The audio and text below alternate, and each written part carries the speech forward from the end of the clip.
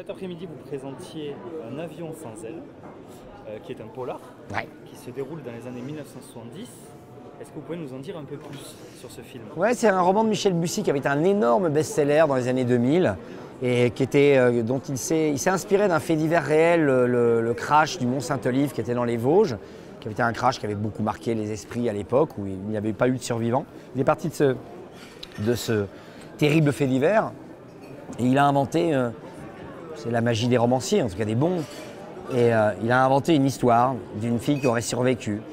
Et le coup de génie, c'est de le mettre dans ces années-là parce qu'il n'y avait pas de test ADN, donc c'était au libre arbitre de la justice ou de ceux qui pouvaient prouver que cet enfant leur appartenait. Donc on comprend que les parents de cet enfant sont morts, de cette petite fille sont morts dans l'avion, que les grands-parents, eux, attendaient à l'aéroport à l'arrivée de leurs enfants, et ils se disputent tous les deux cette petite fille qui a miraculeusement survécu.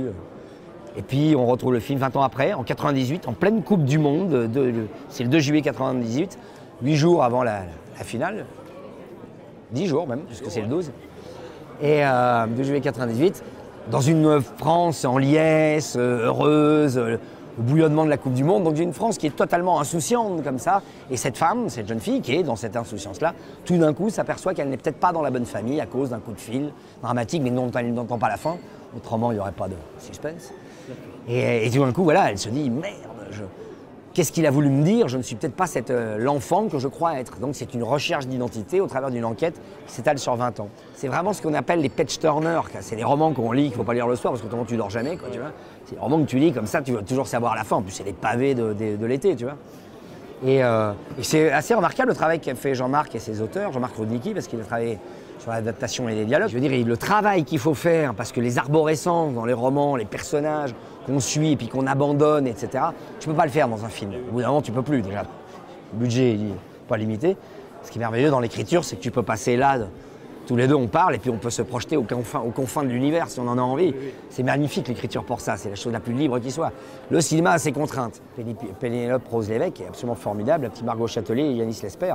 Nous les vieux là, Consigny, Besace, La Soral et moi, on est presque des soutiens. Alors bien sûr, nos gueules, voilà, on nous met en avant, etc. Mais on est presque on accompagne l'histoire. Moi, je suis un peu plus présent dans le 3 et le 4. Moi.